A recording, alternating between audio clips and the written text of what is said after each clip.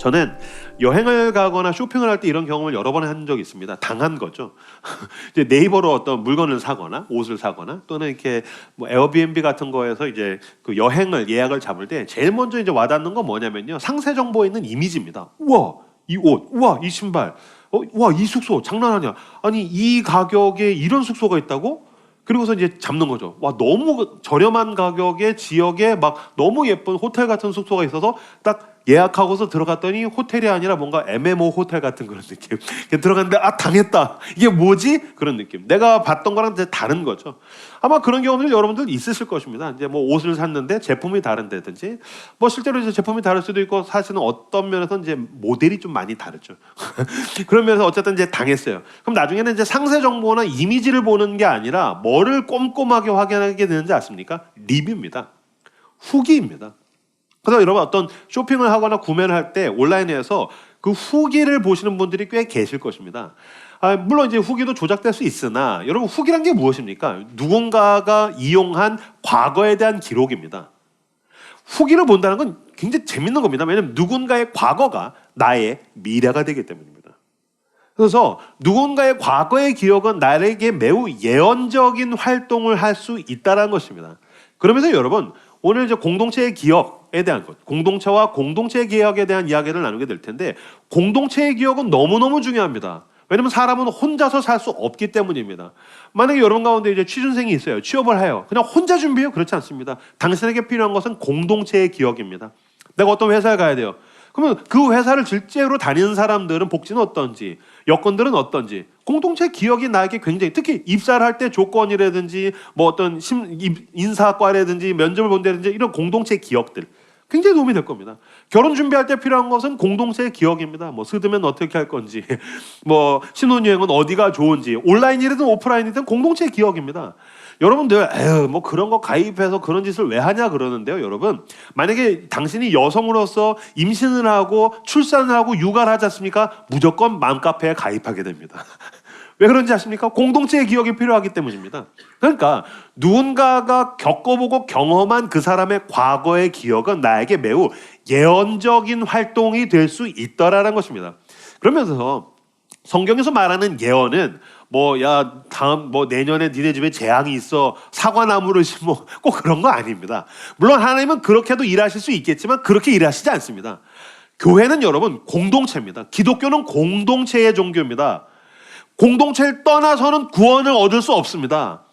영화와 성화를 얻을 수가 없습니다. 그리스도의 몸된 공동체에 들어와서 그리스도와 함께 천국까지 가는 것입니다. 이때에 이 공동체의 기억이 당신에게 예언이 될 것입니다.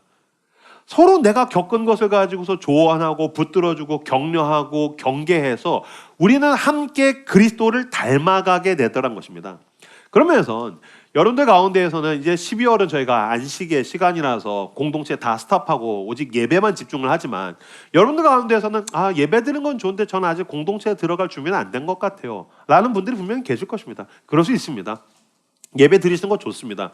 그런데 저는 아직 그럴 준비가 안 됐어요. 이렇게 겸손하게 얘기한 게 아니라 제가 그런 공동체 같은 거 뭐하러 들어갑니까?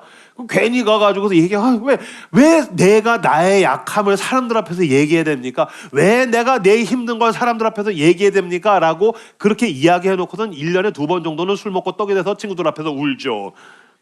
힘들어 나 어떻게 해. 무슨 말이냐면요, 인간에게 양가 감정이 다 있는 겁니다. 양가 감정이 다 있습니다. 뭐냐면 찌질해. 저 지들끼리 모여가지고 찌질해. 그런데 뭔가 즐거워 보여. 나도 저기서 소속감을 가지고 싶어. 나도 뭔가 외로운 것 같아. 여러분 사실 솔직해져야 됩니다. 당신은 소속감을 원합니다. 당신에게는 소속감이 필요합니다. 무슨 말인지 아시겠습니까? 그렇다면 지금 우리에게 필요한 게 뭔지 아십니까? 당신에게 필요한 것은 약간의 용기입니다. 내가 가서 찌질한 사람들 속에서 뭔가 귀를 기울이고 그들의 찌질한 이야기를 들어볼 수 있는 용기와 아량이 필요합니다. 물론 찌질하다고 느낄 수도 있습니다. 근데 여러분 사실 우리 교회에 좋은 사람 진짜 많습니다. 듣다가 보면, 이야기 나누다가 보면, 공동체로 지내다가 보면 분명히 당신에게 필요한 어떤 예언적인 공동체의 기억이 당신의 재앙을 면하게 해줄 것입니다. 우리 서로와 서로를 향해서 삶을 리뷰하면서 건져주고 도와주는 공동체더라라는 것입니다. 오늘 본문은 하나님의 은혜가 어떻게 공동체적으로 역사하고 하나님의 은혜가 어떻게 공동체 안에서 선물이 되는가에 대한 이야기입니다. 오늘 설교를 본격적으로 하기 전에 앞서서 오늘 설교의 어떤 배경이 되는 유월절에 대한 이야기를 해드리도록 하겠습니다. 제가 다 더듬네요. 유월절은 패스오버입니다. 영어로 패스오버. 우리나라 말로 유월절도 그렇고 패스오버는 뭐냐면요, 지나간다라는 뜻입니다. 이거는 출애굽기에 대한 이야기입니다. 배경으로 보면은 이때의 이스라엘은 전 세계 최고의 강대국이었던 이집트의 노예였었습니다. 그래서 노예로 지내는데 이 선택받은 하나님의 백성들을 구출해내기 위해서 하나님이 누굴 보내시냐면 모세를 보내십니다. 근데 하나님 독특합니다. 힘있고 잘 나가고 똑똑하고 젊은 사람이 아니라 80세의 영감님. 이집트의 왕자 출신이기는 하지만 40년 동안 양치기로서 양젖 짜고 양똥이나 치우던 별 볼 일 없는 늙은이를 불러내셔서 세계 최고의 강대국인 그 이집트의 왕 파라오 앞에 서게 하십니다. 와가지고 하나님이 내 백성들 내놓으랍니다. 이스라엘 백성 그 노예 생활하는 사람들 내놓으시죠. 내놓겠습니까? 노예는 여러분 자산입니다. 노동력입니다. 당연히 안 내놓겠죠. 그때부터 하나님께서 10가지 재앙으로 작사를 내기 시작합니다. 그런데 여러분, 이 이집트의 왕 파라오 진짜 대단한 남자입니다. 완전 테토남입니다. 왜냐면요, 10가지의 재앙을 다 견딥니다.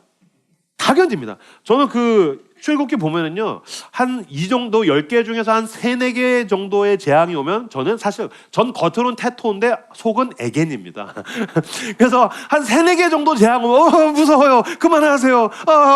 다 데리고 가죠. 이렇게 할 텐데 9개를 다 견뎌냅니다. 마지막에 10번째 때 항복합니다. 아니죠. 사실은 그래 놓고도 또 군대를 출동시킨 거 보면 끝까지 항복을 안 하는 대단한 인간입니다. 어쨌든 9개를 다 견딘 다음에 마지막에 최종적으로 10번째 재앙은 무시무시합니다. 아시는 분들 많을 겁니다. 뭡니까? 장자의 죽음입니다. 첫째 난 것들을 다 죽였습니다. 사람뿐만이 아니라 가축 이건 먹은 이집트 지역에 있는 첫째 난 것들을 다 죽였습니다. 이거는 첫째들만 골라 죽였다라는 뜻이 아닙니다. 고대 사회에서 장자, 첫째는 everything을 의미합니다. 그러니까 하나님이 다 죽였다는 것입니다. 그러니까 하나님이 학살하셨군요? 아닙니다. 하나님이 다 죽였다는 것은 하나님이 참으셨던, 기다리셨던 심판을 이집트에다 하셨다는 뜻입니다. 하나님이 직접 오셔서 심판하셨다는 것입니다. 흠이 없고 거룩한 재판장으로서 하나님이 직접 오셔서 심판하시면 그 누구도 하나님 앞에 살아남을 수가 없을 것입니다.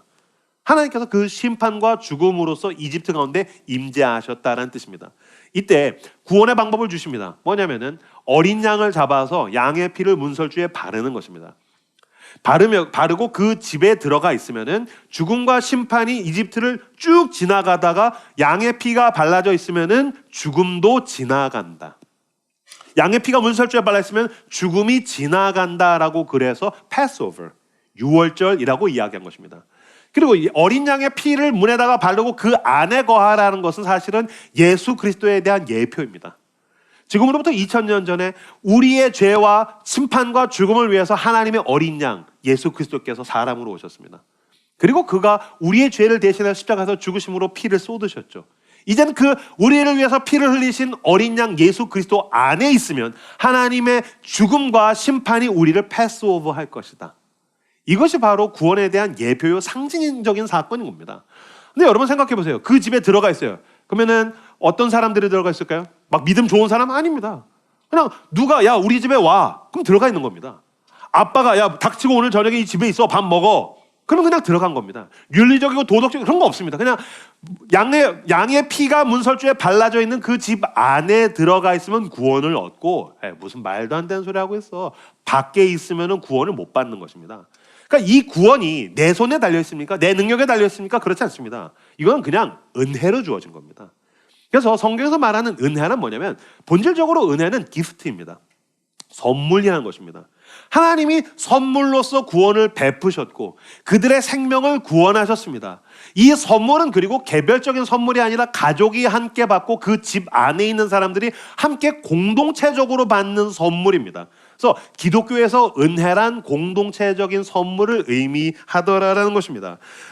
기독교의 은혜가 얼마나 공동체적인 선물인지에 대해서 좀 더 본격적으로 살펴보도록 하겠습니다. 출애굽기 12장 3절과 4절 말씀 같이 화면을 보시고 읽도록 하겠습니다. 읽겠습니다. 시작.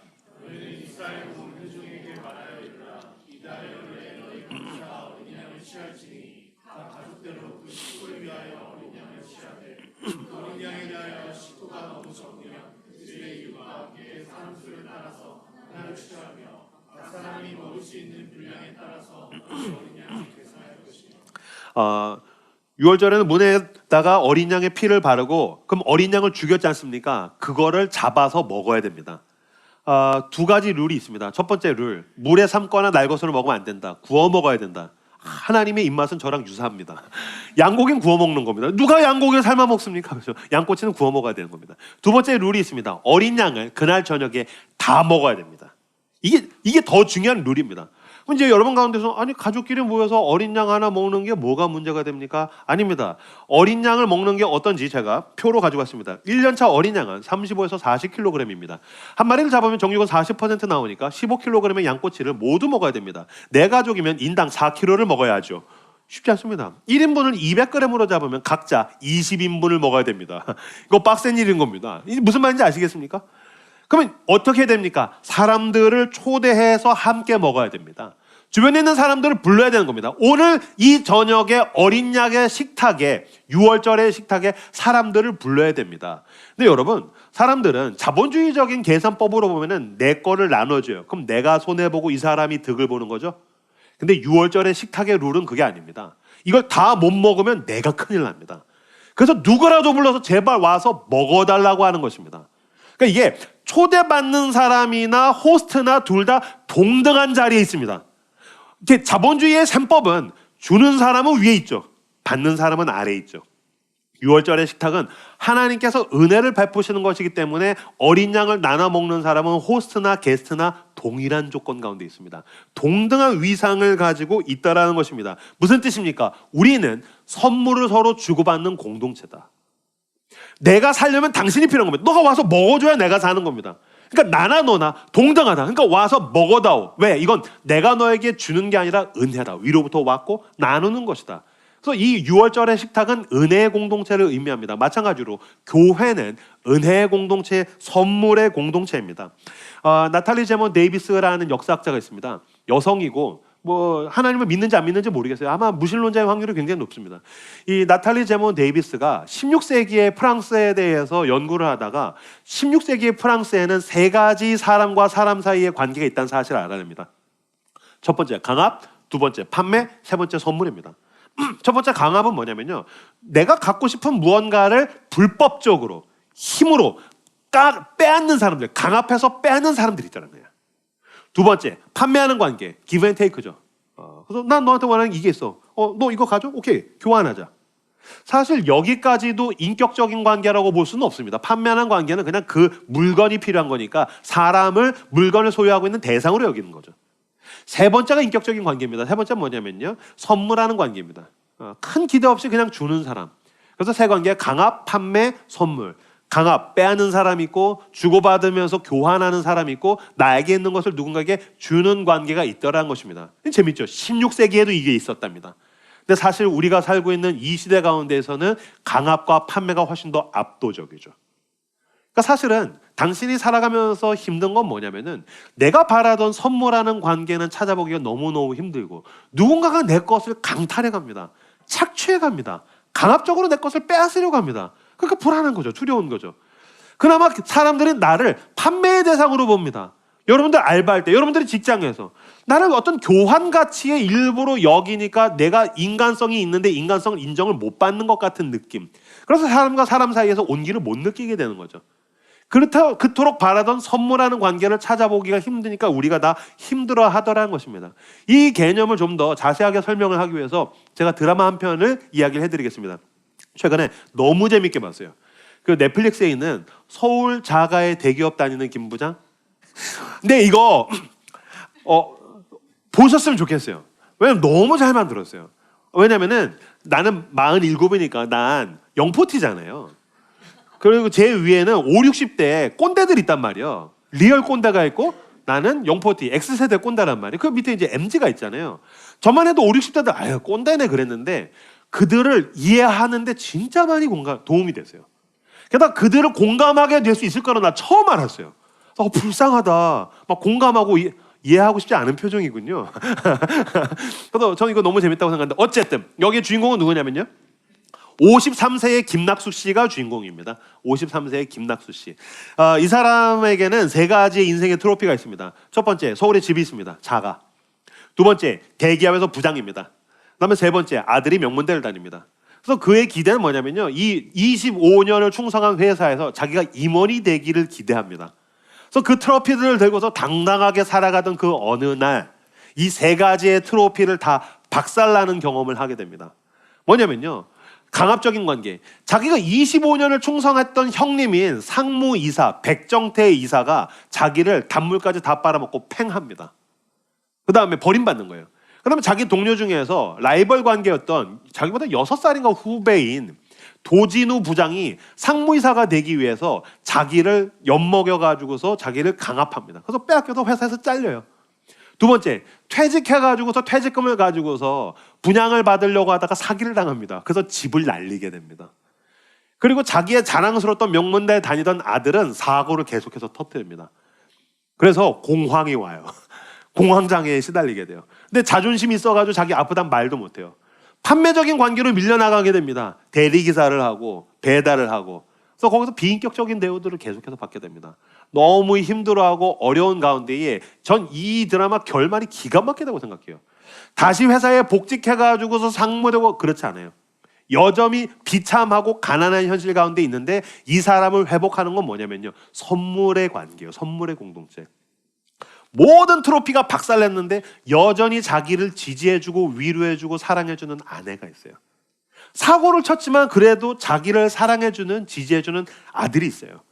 그리고 형이랑은 원수지간인데 형이랑 이걸 계기로 고통을 계기로 화해를 하고서 형이랑 선물을 주고받게 돼요. 그래서 이 선물하는 관계로 인해서 현실은 여전히 가난하고 별 볼 일 없지만 자기의 삶을 받아들이게 됩니다. 그리고 거기서 소소하나마 행복해하고 즐거워하는 삶을 살게 된다라고 하면서 이 드라마는 마무리 짓게 됩니다. 이 드라마 이제 다 본 겁니다. 근데 이 드라마에 뭐가 나오죠? 강압적인 관계가 나오죠. 그로 인해서 공황장애가 오죠. 판매하는 관계가 나오죠. 그래서 너무너무 고통스러워합니다. 그 가운데에 구원이 어디에 있습니까? 선물의 관계. 이 사람은 있는 모습 그대로 끌어안아주는 그 선물의 공동체가 이 사람의 출구를 열어주더라는 것입니다. 아까 우리가 읽었던 6월절의 식탁에도 이 선물의 공동체가 나옵니다. 여러분 생각해 보십시오. 그들은 이집트에서 노예였습니다. 노예를 하나님께서 이스라엘이 노예인데 이집트를 작사를 해서 가나안에다가 그냥 끌고 가신 게 아닙니다. 그게 뭐가 문제가 있냐면 그냥 이대로 가나안에 가지 않습니까? 그들은 노예로서 가게 됩니다.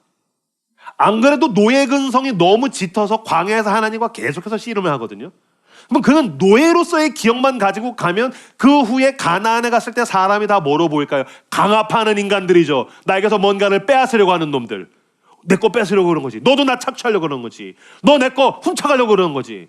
두 번째, 판매하는 관계로 보는 거죠. 나도 먹고 살아야 되니까 기브 앤 테이크. 여기에 사랑이 어디 있습니까? 기브 앤 테이크 무슨 정이 있습니까? 하나님께서 아니다. 세상에 그런 것만 있는 것이 아니다. 그리고 내가 너희를 은혜로 선물로 구원을 해내었고 얘들아 세상에는 선물의 공동체가 있단다.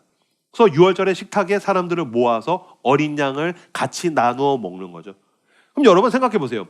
6명이 가족이에요. 그럼 4명 모아야 돼요. 이건 그나마 다른 가족이 올 수도 있는데 8명의 가족이라고 생각해 보세요. 부부 가운데 아이들이 6이요. 그럼 2명 모아야 됩니다. 2명 모으면 누구 뭡니까? 뭐 신혼부부 오든지 아니면 사실은 뭐 고아 하나 과부 하나 오는 거죠. 그럼 처음에는 서로 어색하겠죠. 껄끄럽겠죠. 하지만 껄끄럽고 부담스러운 건 느낌이 없습니다. 왜요? 지금 바깥에서는 강압하는 관계와 판매하는 관계 가운데서 심판당해서 죽어나간 사람이 수두룩하거든요. 그나마 우리는 선물하는 이 공동체 가운데서 구원을 얻었군요. 다행입니다. 안도하고 서로 친밀해지면서 은혜를 주고받습니다. 그 다음 해부터 모이면은 밥을 먹을 때마다 그때 감사했어요. 그때 저를 식탁으로 초대해 주셔서 제가 구원을 얻었어요. 전 믿음이 없었는데 밥 먹으러 왔다가 구원을 얻었네요. 지나가다가 그냥 들어오라고 해서 들어갔더니 구원을 얻었네요. 여러분 재밌죠? 자기가 믿음이 있어서 들어간 게 아닌데 은혜를 얻게 됩니다. 그래서 여러분 이런 사람들은 지금 우리 교회에도 있습니다. 무슨 말이냐면요. 여자친구가 믿음이 좋은데 남자친구는 믿음이 없는 거예요. 한번 와봐. 그래서 와서 은혜를 경험하기 시작합니다. 여러분 우리 교회도 있습니다. 지방에서 상경했는데 왜 연애가 안 되지? 근데 라이트하우스 서울숲 가면은 자매랑 형제가 많대. 그래서 왔다가 은혜를 경험하게 되는 거죠. 괜찮습니다. 당신이 어떤 의도를 가지고 왔든지 이 선물의 공동체 안에 들어오게 되면 당신은 은혜를 받을 수 있습니다. 하나님께서 그 은혜와 선물을 서로 주고받게 만드시더라는 겁니다. 그래서 이 6월절의 식탁에서 선물을 경험함으로써 이제 이 이스라엘 백성들은 이후에 강압하는 자들과 맞설 수 있습니다. 나는 너처럼 괴물로 살고 싶지 않아. 판매하는 사람들 속에서도 맞설 수 있습니다. 나도 먹고 살기 위해서 매매를 하겠지만 세상에 그것만 있는 건 아니야. 결국에 내가 제일 바라는 건 선물이야. 값없이 주고 값없이 받는 것. 이게 나로 하여금 행복하게 만들어. 진정한 만족과 기쁨이 여기에 있어. 저도 마찬가지입니다. 저도 목사로 살면서 제가 여러분들에게 설교를 일방적으로 하니까 저는 소진될까? 그렇지 않습니다. 저를 사랑해주는 수많은 성도들이 있습니다. 저한테 격려해주는 수많은 사람들이 있습니다. 제가 유머를 쳤을 때 안 웃는 못된 놈들도 있지만 웃어주는 선물의 사람들이 있다는 걸 저는 믿습니다. 그들로 인해서 저는 지탱됩니다. 그들이 저를 지켜줍니다. 전 이걸 가지고서 수많은 강압적인 관계와 판매하는 관계. 왜냐면 저는 사실은 설교하고 나면 오늘은 이제 1, 2, 3부 마지막 설교지 않습니까? 집에 가면은 제 설교의 성적표를 받는 것 같은 느낌을 받거든요. 판매죠. 우리 교인들이 결석을 하면 어떤 다른 교회에서 훔쳐가는 거 아니야? 이런 생각이 들거든요. 저도 목사니까요. 그러나 그렇지 않아요, 형제야. 은혜는 선물이야. 주고받는 거야. 난 이 선물을 기억할 때에 강압과 판매에 대해서 맞설 수 있더라는 것입니다. 여러분, 만약에 가족이 8명인데 2명을 불렀어요. 껄끄러울 수 있겠죠? 잘 맞는 사람일까요? 안 맞는 사람일까요? 안 맞는 사람이 올 확률이 훨씬 더 높았을 겁니다. 만약에 우리 가족도 4, 5명이고 저 가족도 4, 5명인데 친해요. 그러면 친한 사람 불렀겠지만 우리 가족이 6명이나 8명이요, 9명이요. 한두 명 부르면 우리랑 안 맞는 사람이 올 확률이 훨씬 더 많았을 것입니다. 무슨 말이냐면요. 일반적으로 6월절 공동체는 나랑 안 맞는 인간일 확률이 높았다고요. 그들이랑 같이 밥 먹으면서 친해지는 겁니다. 그들이랑 같이 은혜를 주고받으면서 친밀해지더라는 것입니다. 이건 마치 레크레이션 시간에 하는 모여라 게임과 굉장히 유사합니다. 모여라 게임은 사실은 제가 이름을 붙인 거고요. 이게 저도 찾아봤는데 이름이 없는 게임이에요. 제가 설명을 해드릴게요. 왜 레크레이션이나 공동체 활동 같은 거 해보시면 이렇게 강당에 100명 들어가 있고 앞에서 사회자가 마이크를 들고서 이렇게 서 있고 음악을 틀어요. 뭐 즐겁게 춤을 추다가 그대로 멈춰란 뭐 둥글게 둥글게 막 그런 거 해요. 막 긴장을 풀고서 막 돌 긁고 춤을 추다가 갑자기 사회자가 5명 뭐 그러면 막 지네끼리 모이고 7명 그럼 또 7명 막 모이고. 안 해봤어요? 해봤죠? 뭐 사회성이 결여된 거 아니죠? 다 해보신 거죠? 그거 아시죠? 그 게임, 이게 게임 명칭이 없어요. 근데 어쨌든 이거 모유라 게임이라고, 영어로는 뭐 클럼프스인가 이름이 있는데 우리나라 이름이 없더라고요. 이제 이 게임이랑 매우 유사해요. 6월절의 식탁은 이 모유라 게임이랑 똑같아요. 무슨 말이냐면요, 랜덤이에요. 이 모유라 게임 하지 않습니까? 그럼 만약에 6명이 친해요. 그럼 6명끼리 딱 스크럽을 짜요. 야, 우리 무조건 같이 가자. 같이 살아가는 거야. 우리 친구야, 하나! 즐겁게 춤을 추다가 6명 있다가 5명! 그러면 한 명은 미안해. 그래서 지네끼리 5명. 그럼 5명 됐다가 7명! 그러면 2명 그때부터 친한 사람 부릅니까? 아닙니다. 아무나 오는 겁니다. 우리 4명 친한데 8명! 그럼 이 그룹이랑 저 그룹 원수 됐다가도 붙고요. 10명! 그러면 그냥 누구든지 와라. 왜요? 너가 와야 내가 산다. 내가 살려면 너가 필요하다. 이걸 겸허하게 인정하는 겁니다. 무슨 말인지 아시겠습니까? 정확하게 6월절의 식탁이 이렇습니다. 너가 와야 내가 산다. 너가 나랑 유사하든지 너가 나랑 문화가 맞든지 코드가 맞든지 아니야. 그냥 한 사람. 이 양고기를 같이 먹어줄 수 있는 사람. 난 사람이 필요합니다. 여러분, 사람이 필요합니다만큼 겸손한 이야기가 어디 있겠습니까? 난 정말 누군가가 필요한 사람이기 때문입니다. 전 인생을 살면서 이런 일 너무 많이 경험했습니다. 이 사람은 내 인생에서 위기의 시간에 진짜 도움이 될 거야. 그 인간이 내 등에 칼 꽂습니다.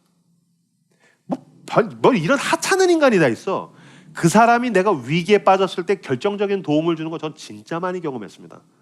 전 그런 일들을 여러 번 겪으면서 저는 사람 앞에서 겸손할 줄 압니다. 당신이 와야 내가 삽니다. 내가 살려면 나는 당신이 필요합니다. 교회에서 목사님 우리 테이블에 소그룹에 사람들이 저랑 안 맞아요. 공동체가 저랑 안 맞아요. 이 사람들 나랑 안 맞아서 못 하겠어요. 안 맞아서 못 하겠다라는 말을 많이 듣습니다. 안 맞는다는 말까지는 제가 인정할 수 있습니다. 근데 안 맞아서 공동체를 못 하겠다라는 말은 틀린 말입니다. 교회가 안 맞는다고요? 아니요. 제가 솔직히 말씀드릴까요? 교회보다 더 안 맞는 데서 당신은 잘 지냅니다. 당신의 인생에서 당신이랑 가장 안 맞는 집단은 어디였는지 아십니까? 당신 가족입니다. 가족입니다. 부모님이랑 잘 맞아요? 나 우리 엄마랑 너무 잘 맞아. 아빠랑 잘 맞아요? 우리 아빠랑 난 너무 잘 맞아. 안 맞아요. 저도 우리 부모님이랑 진짜 더럽게 안 맞아요. 안 맞아요. 근데 부모님이랑 또 안 맞다가 자식을 낳아보니까 아니 우리 부부에서 나왔는데 안 맞아요. 안 맞아. 더럽게 안 맞아요. 안 맞아. 제 아내는 잘 맞습니다. 잘 맞아야 합니다. 왜냐면 잘 안 맞으면 제가 잘 맞게 됩니다. 맞게 될 겁니다. 어떻게 하다 같은 건 저는 아내랑 맞게 됩니다. 맞습니다. 네, 여러분 가족은 잘 안 맞습니다. 진짜 안 맞습니다. 그러니까 내가 누군가랑 잘 맞는다라는 거는요, 여러분 두 가지 의미입니다. 그 사람이랑 안 친하다는 얘기고요. 안 맞는 것을 지나갈 만큼 우리는 시간이 오래되었다는 뜻입니다. 무슨 말인지 아시겠습니까? 그러니까 그걸 다 패스오버 지나가야 우리는 진정한 선문의 공동체가 될 수 있게 되더라라는 것입니다. 잘 맞는 사람들이랑 지내면 좋을까요? 그렇지 않습니다. 잘 맞는 사람들이랑 지내지 않습니까? 필연적으로 망하게 되는 겁니다. 왜 왕족 있죠? 왕족은 자기를 보존하기 위해서 왕족끼리만 결혼합니다. 근친혼이죠. 여러분 DNA 유전적으로 근친혼은 필연적으로 기형아를 낳게 된 겁니다. 그러니까 왕족은 자기들의 고유성을 지키기 위해서 파멸을 향해서 가는 겁니다. 무슨 말인지 아시겠습니까? 대한민국은 단일 민족이야. 세상에 이렇게 어리석은 이야기가 어디 있습니까? 아닙니다. 여러분 내년 정도 되면 학자들은 대한민국은 다민족 사회로 들어간다고 실제적으로 우리는 받아들여야 되는 겁니다. 그리고 여러분 순수 혈통은 열등합니다. 혼혈이 훨씬 더 우월한 겁니다. 유전적으로 혼혈이 우월하다고 외모도 그렇고요. 두뇌도 그렇고요. 혼혈이 우월한 겁니다. 이질성이 개입될 때에 더욱더 성장하고 성숙하는 것입니다. 그러니까 나는 나를 보존하고 싶어. 나는 나를 지키고 싶어. 유일하고 동일한 사람들 모여라. 우리가 함께 멸망하는 길이더란 겁니다. 좋은 교회는 어떤 교회인지 아십니까? 계속해서 뉴비들 새로운 사람들이 유입돼서 이질적인 요소와 이질적인 사람들이 들어와서 문화 충격을 계속해서 받고 사람들이 계속해서 균열이 가면서도 계속해서 하나 되려고 힘쓰는 교회가 좋은 교회고요. 뉴비가 유입되지 않지 않습니까? 그 교회는 무조건 썩게 되어 있습니다. 새로운 사람이 유입되지 않으면 그 교회는 무조건 망하게 됩니다. 전 그런 거 실제로 너무너무 많이 봤습니다. 물론 저는 담임 목사로서 우리 성도분들께 죄송합니다. 왜냐면 우리 교회는 계속해서 사람들이 새로다 보니까 이놈의 교회가 소그룹을 하면 목사님 계속 자기소개를 해야 되는 게 너무 피곤해요. 미안합니다. 근데 여러분 만약에 새로운 사람이 안 오지 않습니까? 그러면 우리끼리 잘 지낼 것 같죠? 그렇지 않습니다. 6명이 잘 지내다가 갑자기 셋으로 나눠서 왼수가 되기 시작합니다. 우리 소그룹이랑 저기 소그룹이랑 왼수가 되기 시작합니다. 편먹고서 그러니까 뉴비가 와서 불편하지만 하나님이 은혜 주시면 하나가 되는데 이제 외부에서 오는 상처가 없지 않습니까? 그럼 내부 총질을 합니다. 서로 상처 주고 서로 치유하고 이런 코미디 같은 일들이 일어나게 되더라는 것입니다. 그래서 여러분 무엇보다 그걸 아셔야 됩니다. 우리의 사명은 우리끼리 잘 지내는 게 아닙니다. 우리끼리 좋은 교회는 망해야 되는 교회입니다. 만약에 여러분 가운데에서 만약에 우리 교회가 나한테 너무 잘 맞아요. 불편한 게 하나도 없어요. 불쾌한 게 하나도 없어요. 막 너무 나랑 딱딱 다 잘 맞아. 그럼 여러분 저한테 와서 따지셔야 됩니다. 목사님, 우리 교회가 저한테 너무 잘 맞아요. 불편한 게 하나도 없어요. 목사님, 뭔가 지금 교회가 교회의 소명과 사명을 감당해야 되는데 종교적인 서비스를 저한테 제공하시는 것은 목사님이 어떤 종교적인 야욕과 야망을 가지고 계신 건 아니십니까? 우리는 성경에 기록된 하나님이 원하시는 몸된 교회가 되기 위해서 내가 교회면 세상을 섬기기 위해서 구제하고 선교하고 봉사하고 우리는 함께 불편하면서 세상을 섬겨야 되는데 목사님 우리 교회는 지금 나한테 너무 잘 맞는단 말입니다. 목사님 이렇게 하면 안 되는 거 아닙니까? 라고 오히려 여러분들이 저한테 따져야 되는 것입니다. 무슨 말인지 아시겠습니까? 여러분 우리가 교회고 교회는 바깥을 위해서 존재합니다. 그렇다면 우리는 저들을 전도하고 복음을 전하고 사랑하고 섬겨서 내가 불편해서라도 당신 이질적인 것들을 받아들이겠다라고 해야 되는 것입니다. 왜 하나님이 우리에게 이런 이질적인 사람들을 계속해서 보내시고 이질적인 것들을 개입하는 사건들이 일어나는 건지 아십니까? 그래야 내가 사람이 되기 때문입니다. 무슨 말이냐면요, 교회 그리고 가정, 하나님께서 직접 디자인해서 만든 공동체는 두 개입니다. 가정, 교회. 그리고 최초의 공동체인 가정은 남자와 여자로 구성되어 있죠. 이것 자체가 가장 극단적으로 이질적인 두 인간을 공동체로 만든 겁니다. 그리고 이 교회를 통해서, 가정을 통해서 하나님께서 한 사람을 온전한 그리스도인의 성품으로 만들어 가십니다. 무슨 말이냐면 내가 그 인간이랑 부딪히면서 내가 깎인다고요. 그래서 여러분, 연인들, 특히 부부들, 가정에서 그리고 소그룹에서 이 사람 왜 이 모양이지? 그럼 내가 나를 성찰하고 반성해야 됩니다.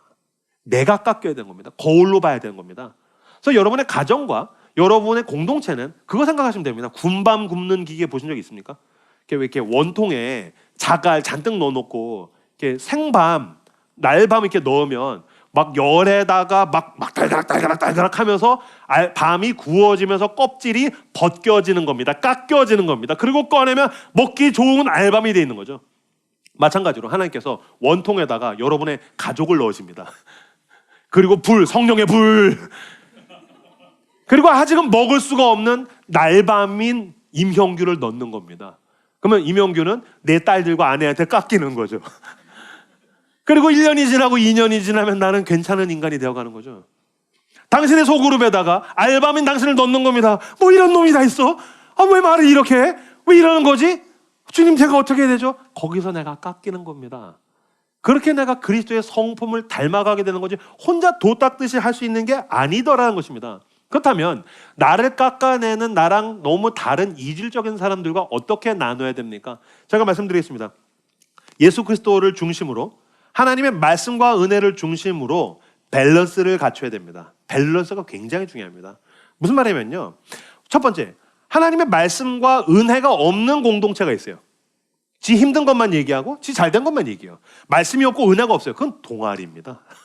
그건 동호회입니다. 근데 여러분, 하나님의 말씀과 은혜가 없지 않습니까? 그럼 이거 되게 재미없는 모임입니다. 우선 술을 안 먹잖아요. 술 안 먹고서 노는 게 뭐가 재밌겠어요? 중심은 하나님의 말씀이고 은혜가 중심인 겁니다. 그 다음에 뭐가 필요하냐면요, 그 나에게 있는 상처와 고통을 이야기하는 것과 나에게 있는 기쁨과 잘된 것을 이야기하는 밸런스가 필요합니다. 근데 이게 한쪽으로 기울어져 있어도 문제가 있습니다.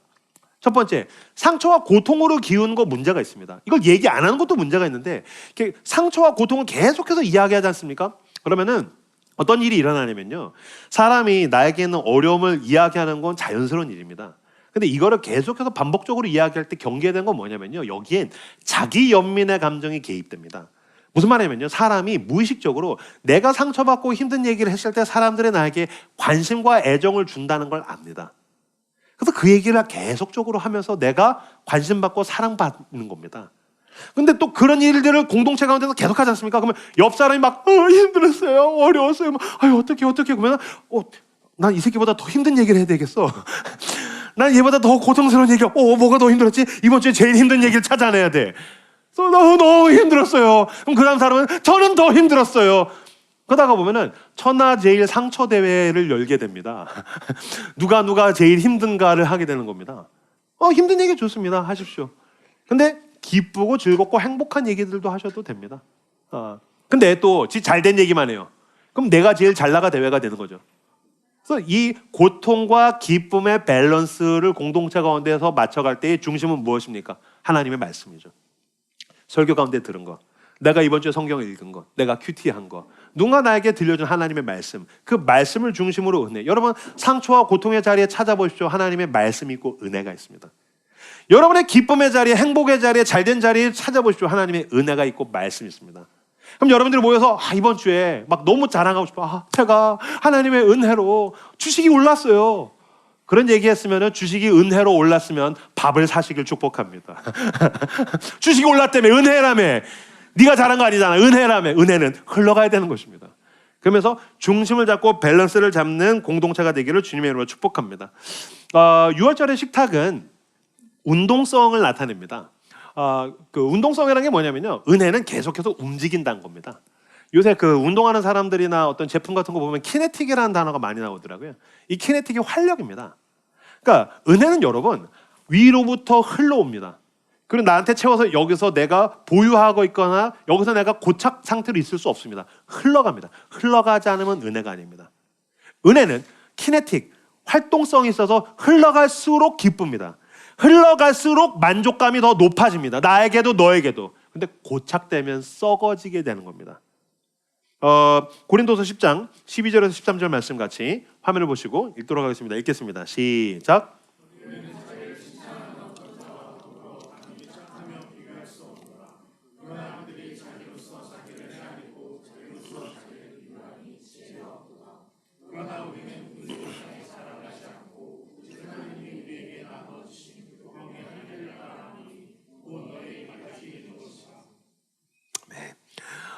무슨 말이냐면요. 간단하게 말씀드리면 내가 무언가를 주거나 베푼 것을 가지고서 우월감을 느낄 수 없다는 겁니다. 내가 무언가를 줬어요. 그걸로 우월감을 느낄 수가 없다. 세상은 그렇지 않죠. 무언가를 주면 갑이 되는 겁니다. 받으면 을이 되는 겁니다. 근데 이건 굉장히 위험합니다. 당신이 뭔가를 줌으로써 얻게 되는 우월감을 경계하셔야 됩니다. 아니 목사님 뭔가를 주는데 제가 그 정도도 못 느낍니까? 아닙니다. 그걸 계속해서 느끼면 느낄수록 당신은 무언가를 받을 때의 열등감을 느끼게 될 것입니다. 내가 무언가를 얻을 때에 내가 그게 필요합니다 라는 이야기를 하는 것을 매우 수치스럽게 느낄 것입니다. 근데 살다 보면 받을 때도 있고 줄 때도 있습니다. 그리고 놀랍게도 하나님은 그 모든 게 위에서 부어진다. 하나님께서 은혜로 모두를 구원하셨으니 어린 양을 주고 받는 건 동등하다라고 지금 이야기하시는 것입니다. 그러니까 나에게 주신 것이니 나는 분량만큼 주는 거지 이걸 가지고 내가 우월감을 느끼거나 뭐 고마워요 이거 하나님의 은혜입니다라고 하면서 사실 은밀한 가운데 우월감을 느끼고 있다면 당신은 스스로를 경계해야 된다는 겁니다. 진짜 은혜라고 한다면 아닙니다. 이건 내 거가 아닙니다 라고 내가 나를 설득해야 된다는 거죠. 저는 사실 오늘 교회에 오면서도 무거운 마음으로 왔습니다. 왜냐면은 저희 교회는 아픈 성도들이 계시고 특히 저희 성도들의 가족 중에서 굉장히 위중하고 위독한 시간을 지나가는 그 분들이 계시기 때문입니다. 그 중에 한 명이 이제 그 헌혈증이 필요해서 아마 여러분들 광고랑 공지사항을 받으셨겠지만 헌혈증을 좀 모아달라는 광고를 저희가 했습니다. 저도 그 지체를 위해서 그 아버지가 이제 병중에 계셔서 헌혈증이 필요했는데 제가 그 포스팅을 올렸습니다. 인스타그램에도 올리고 페이스북에도 올렸습니다. 그때 이제 많은 분들이 연락을 주셔서 헌혈증을 보내주셨는데 한 목사님이 지나가다가 그냥 인사 정도 한 사이셨는데 친밀한 것도 아닙니다. 근데 그분이 친히 연락을 해서 헌혈증을 자기가 모았던 것들을 몇십 장을 저한테 보내주신 거예요. 그래서 제가 너무너무 감사하잖아요. 그래서 아유 이렇게 신경 쓰셔서 너무 감사합니다.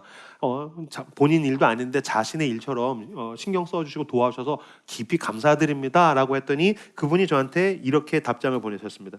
저는 성경 말씀에 나온 것처럼 하나님이 우리에게 분량으로 나눠주신 부분을 감당했을 뿐입니다. 저에게 감사하지 않으셔도 됩니다. 그러면서 아까 우리가 읽었던 고린도후서 10장 13절 우리 분수 이상의 자랑을 하지 않고 오직 하나님이 우리에게 나눠주신 범위의 한계를 따라 하노니 곧 너희에게까지 이른 것이라. 내가 거 한 거 아닙니다. 난 우월감을 느끼려고 한 거 아닙니다. 하나님이 먼저 주셨고 난 거기 가운데서 나에게 필요한 걸 확보한 다음에 내가 줄 수 있는 분량만큼 드린 겁니다. 무슨 말인지 아시겠습니까? 세상은 여러분 나에게 플러스가 되는 사람을 영예롭게 여깁니다. 그 플러스가 되는 사람의 유익을 매우 중요하게 여깁니다. 반대로 나에게 마이너스가 되는 사람을 매우 불쾌하게 여깁니다. 근데 교회는 이것을 둘 다 동등한 것으로 여깁니다. 왜 그렇습니까? 먼저 선물은 위로부터 주어졌고 난 내가 원한 것을 강압해서 뺏을 필요도 없고 판매할 필요도 없다. 주님이 주셨으니 난 내게 있는 것을 당신에게 주겠습니다 라고 하기 때문입니다. 여러분 세상에서는 계급이라는 게 있죠. 그래서 금수저, 은수저, 흙수저 계급이 있지 않습니까? 수저계급론이죠. 계급이 어떻게 생깁니까? 나에게 있는 플러스에 의해서 생깁니다. 잉여가 있으면 그걸 가지고 누군가를 매매하거나 강압해서 나는 올라서게 되는 거죠. 그럼 내 밑에 사람을 두고 싶어 하는 거죠. 교회는 그렇지 않습니다. 더 가지면 주라는 겁니다. 당신이 줄 수 있는 만큼 분량만큼 주라는 겁니다. 우리가 어떻게 그 일을 할 수 있습니까? 예수 그리스도 때문입니다. 우리는 지금 크리스마스를 향해서 가고 있습니다. 가장 높은 곳에 계신 분이 계급의 최상층부죠. 우월감과 영광을 다 가지신 분이 가장 낮아지셨습니다. 왜 그렇습니까? 여기에 있는 자들을 구원하시기 위해서 자기가 가진 모든 것을 내어주고 이 자리까지 오셨습니다. 그 은혜로 내가 생명을 얻었고 그 은혜로 내가 구원을 얻었습니다. 만약에 누군가가 나에게 필요한 것이 당신이 나에게 필요한 것을 달라고 한다면 난 내가 줄 수 있는 분량만큼 얼마든지 기쁨으로 줄 것입니다. 그리고 나는 우월감을 느끼지 않을 겁니다. 내가 돈이 있어서 주는 겁니다. 내가 시간이 있어서 주는 겁니다. 내가 재능이 있고 에너지가 있으니 내가 쓰고 내가 주겠습니다. 여러분, 우리 교회는 선교하고 구제하는 교회입니다. 감사합니다. 어제도 연탄 봉사 갔다 왔고 오늘도 네팔 선교 가는 거 보고하고 할 텐데 감사합니다. 그러나 당신이 어떤 봉사를 하고 구제를 하고 선교를 한다고 해서 그걸 하지 않는 사람을 향해서 우월감을 느끼거나 저 인간들은 왜 안 하는 거야? 라고 생각하시면 안 됩니다. 이건 그냥 은혜로 하는 것이기 때문입니다. 우리 교회 가운데에서는 11조를 해주시는 분들이 계십니다. 내 삶의 주인이 돈이 아니라 하나님이라고 믿기 때문에 10분의 1을 떼어서 헌금을 하며 이 돈으로 공동체를 운영을 하고 이 돈으로 하나님의 나라를 세우기 원하시는 분들이 계십니다. 그렇다고 해서 11조를 하지 못하는 사람들을 향해서 지탄하면 안 됩니다. 넌 네 돈 네가 다 갖지. 그러시면 안 됩니다. 믿음의 분량만큼 하는 것입니다. 은혜로 주신 것이니까 내가 그것을 그저 나누는 것입니다. 돈이 있으면 밥을 사십시오. 시간이 있으면 시간을 내십시오. 우린 그렇게 선물의 공동체를 만들어가는 겁니다. 저는 이제 어디 교회 가가지고서 의전을 받거나 어른분들 이렇게 신방하지 않습니까? 여러분 일반적으로 교회 담임 목사 정도 되면은요 어른분들이 이제 목사님 한번 신방 한번 와주세요. 목사님 한번 시간 한번 내주세요. 신방 한번 해주세요. 그러면 이렇게 가지 않습니까? 그럼 다 어른이 밥을 냅니다. 어른이 밥을 삽니다. 우리 교회는 청년들이 와서 목사님 밥 한번 드시죠. 목사님 신방 한번 해주세요. 알았어. 목사님 바쁘시지만 한번 시간 내주세요. 그래서 밥을 먹지 않습니까? 그럼 제가 밥을 삽니다. 그래서 밥 살 때 분명히 지가 밥 먹자 그러는데 제가 밥을 사면 옆에서 감사합니다 그럽니다. 그래서 얘기하다 보니까 약간 짜증이 나네요. 상관없습니다. 얘보다 제가 돈이 있으면 돈 내면 되는 겁니다. 괜찮습니다. 저는 이 친구가 돈을 많이 벌기를 기도하고 축복하면 됩니다. 돈을 나중에 많이 벌었어요. 근데 다른 교회 가면 지옥에 상관없습니다. 주님께서 은혜로 다 주신 것입니다. 내가 뭔가를 했다고 티낼 일도 아니고 내가 뭔가 빼앗기는 것 같아서 아까워할 일도 아니란 것입니다. 강압과 판매에 대한 기억이 아니라 선물에 대한 기억을 붙드신 저 여러분들 되시기를 주님의 이름으로 축복합니다. 예수 그리스도는 우리를 강압하지 않으셨습니다. 예수 그리스도는 우리를 판매의 대상으로도 여기지 않으셨습니다. 구원은 선물로 주어졌습니다. 그렇기 때문에 우리는 이제 선물을 줄 수 있는 것입니다. 우리는 서로가 서로를 선물로 기억하는 사람들인 겁니다. 당신은 나에게 선물 같은 사람입니다. 그전에도 그렇고 지금도 그렇습니다. 저희 교회가 처음에 개척하고 나서 코로나가 왔어요. 1년 후에. 교회가 공간이 없는 교회니까 진짜 그냥 풍비박산 났습니다. 교회는 3분의 2가 나갔습니다. 그때부터 메뚜기처럼 공간이 없으니까 돌아다니게 됐습니다. 특히 코로나 직전에 아동부를 담당하시던 전도사님이 일이 있으셔가지고 아동부 사역을 그만두게 됐습니다. 근데 저희 두 딸들 그리고 이제 꼬맹이들이 있어가지고 아동부가 필요한데 사역자를 어떻게 해야 되지? 게다가 누가 이렇게 악조건 대우를 해줄 수가 없는 교회에 누가 올까? 막 기도하는데 그때 제 처제가 그때 이제 전도사님이시라 가지고 지금도 전도사님입니다. 제 처제랑 동기였던 김가연 전도사님이 저희 교회에 이제 부임하게 됐습니다. 김가연 전도사님이 와가지고서 그 힘든 시간에 아동부 사역을 막 해줬어요. 그래서 한 2년 여간을 우리 재밌게 했습니다. 진짜 힘든 시간인데 재밌게 했습니다.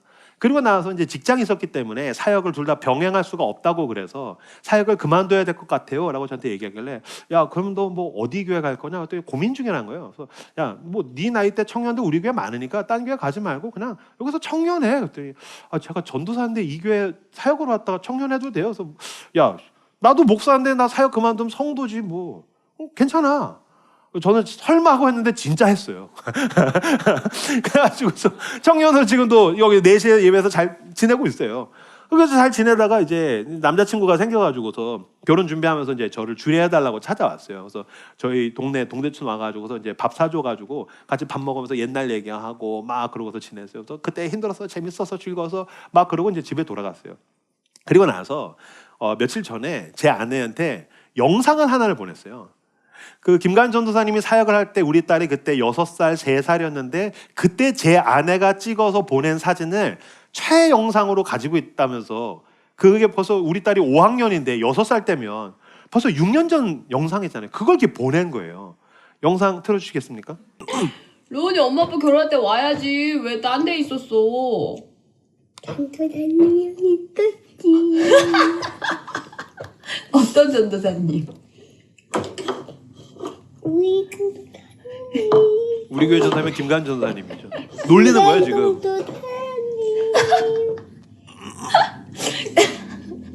그건 뭐야 지금 원숭이야? 오늘 이렇게가 아니야. 이거 봐봐. 저가 뭔 소리를 해보겠으면 오케이.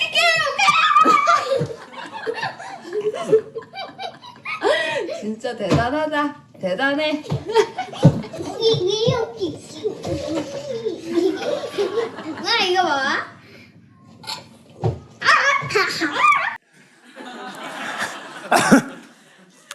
반주해 주시겠습니까? 저도 와 이렇게 어릴 때가 있었구나. 너무 귀엽다, 사랑스럽다 막 하고 보다가 제가 눈물이 빵 터졌어요. 왜냐하면 이때는 사실 제가 너무 힘들 때였었어요. 우리 교회가 너무 힘들 때였었어요. 사역을 마치고 저녁에 밤 11시 돼서 동두천에 돌아오면 잠이 안 와서 모교회 가서 1시간 2시간 울면서 살려달라고 막 그럴 때, 기도하지 않으면 하루를 살 수가 없던 때였었어요. 그 고통의 시간, 모두가 다 나한테서 뭔가를 빼앗아 갈 것 같은 광합적인 관계만 있는 것 같은 시간, 사람들이 다 이 별 볼 일 없는 작은 교회 개척교회 목사를 판매의 대상으로 보는 것 같은 시간이었어요. 근데 그 시간이 지나갔어요. 이제 와서 봤더니 그때 나에게 선물 같은 사람들이 있었어요. 하나님의 은혜가 나에게 있었고, 그때 가장 힘들 때 나를 지탱해 주던 사람들이 있었어요. 나를 지지해 주던 사람들이 있었어요. 나와 함께 교회를 이루어가던 사람들이 있었어요. 그 은혜로 내가 여기까지 왔구나 라고 생각하고 제가 얼마나 울었는지 몰라요. 김가연 전도사님이 사역을 그만두고 나서 그 다음에 부임한, 아동부에 부임한 분은 윤여름 간사님입니다. 윤여름 간사님은 저희 교회 처음에 개척했을 때 청년으로 왔습니다. 이렇게 맛이 가 있었어요, 애가. 맛이 간 상태로 와가지고서 막 하다가 은혜 받고 막 회복되는 거예요. 그러더니 이제 김가연 전도사님 할 때 교사로 들어갔어요. 그러다 전도사님이 이제 사임하면서 사역자가 없으니까 어떻게 하지? 근데 한번 자기가 해보겠다는 거예요. 그래서 윤여름 간사님이 아동부를 맡아서 거기서 우리 딸들이 또 그 몇 년여를 컸습니다. 그리고 결혼을 했죠. 제가 주례를 했습니다. 아이를 낳았습니다. 제가 유아세를 줬습니다. 아이가 태어나면서 사역을 못하게 됐습니다. 근데 놀랍게 제가 최근에도 얼마나 감동이 됐는지 모르겠는데, 라하베베, 이 윤여름 간사님 아이, 이 김하이 군이, 라하베베 가면 꼬맹이가 이제 영유아가 꼬물꼬물 거리거든요. 그때 누가 돌봐주나 했더니 우리 큰딸이랑 막둥이 딸이 품에 안고도 돌봐주는 거예요. 제가 윤여름과 함께 했고, 윤여름이 우리 딸들과 함께 했고, 우리 딸들이 윤여름의 아들과 함께 하는 거죠. 이것이 바로 여러분, 강압과 판매에서는 찾아볼 수가 없는 선물하는 공동체가 가지게 되는 공동의 기억이요, 은혜에 대한 기억인 것입니다. 여러분, 그리스도께로 나오십시오. 교회 공동체를 향해서 한 걸음 더 내미십시오. 당신이 그토록 찾아 헤매던 것, 강압으로도 얻을 수 없고 판매와 매매로도 얻을 수 없는 것을 하나님이 선물로 우리에게 주십니다.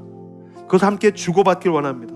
그러면 나는 지금 내가 누군가에게 무엇을 주더라도 강압이나 판매가 아니거나 선물임을 기억할 것입니다.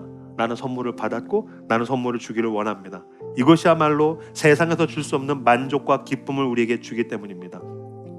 우리가 하나님께서 베풀어 두신 이 서로에 대한 은혜의 흔적을 기억할 때에 그 기억은 단순한 개인적인 추억이 아니라 공동체가 하나님을 함께 기념하는 메모리얼이 될 줄로 믿습니다.